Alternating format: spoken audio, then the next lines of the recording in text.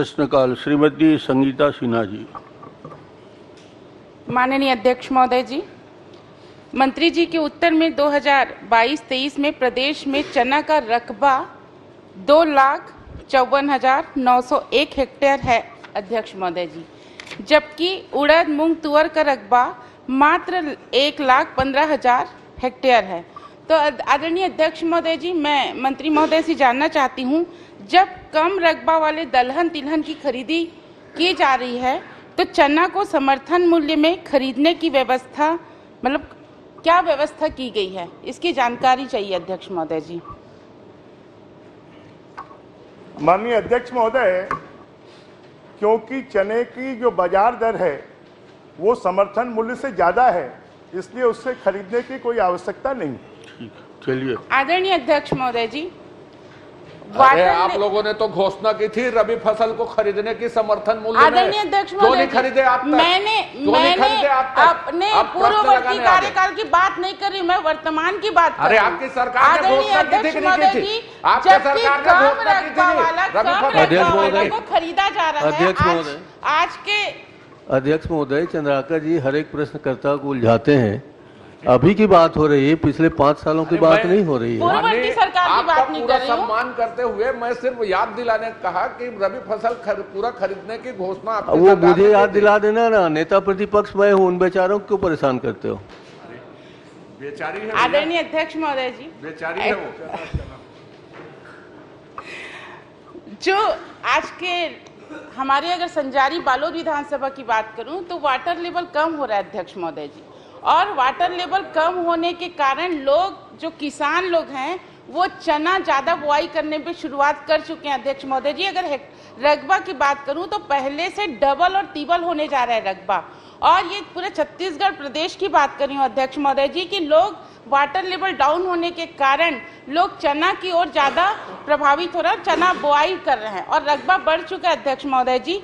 तो जब कम हेक्टेयर वाले को खरीदा जा रहा है तो चना को भी समर्थन मूल्य में खरीदे जाने का आपके इसमें उत्तर में आया अध्यक्ष महोदय की। चना का समर्थन मूल्य 5440 रुपया है।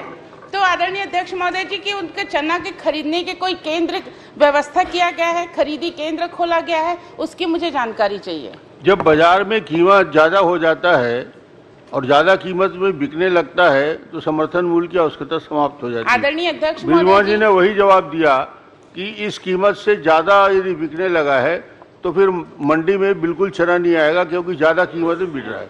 आपका जवाब बिजमोहन जी ने बहुत साफ दिया। और आगे कोई प्रश्न है तो करिए।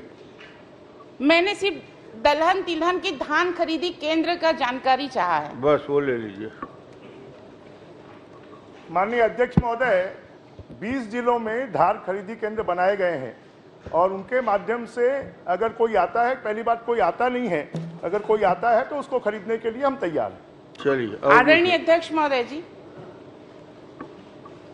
मैं बस इतना चाह रही हूँ कि आज के डेट में सभी जगह दलहन तिलहन का रकबा बढ़ चुका है, तो मैं निवेदन करना चाहती हूं कि जो आप 20 जगह बता रहे हैं उसको सभी जिला में खोला जाए या ब्लॉक स्तरीय में दलहन तिलहन खरीदी केंद्र खोला जाए। ये निवेदन कर रही हूं सरकार से।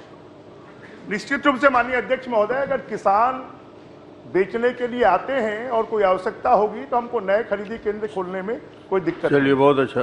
धन्यवाद अध्यक्ष महोदय। माननीय अध्यक्ष महोदय, मैं आदिम जाति विकास मंत्री जी से जानना चाहूंगा एक मिनट भैया, सरगुजा संभाग के 1 मिनट इसी में अध्यक्ष नहीं, इसमें नहीं पूछ रहा हूँ मैं। ये माननीय वरिष्ठ हमारे चंद्राकर जी ने विधायक महोदय के लिए बिचारी और मेरे लिए बेचारा शब्द का उपयोग किया है। मैं शायद इसे असंसदीय नहीं मान रहा हूँ। आपने कहा ये बेचारों को मत उलझाओ करके, तो मैंने कहा बेचारा नहीं है, बेचारी है। हाँ, तो बेचारा बेचारी सब किसी ने भी बोला है विलोपित किया जाता है।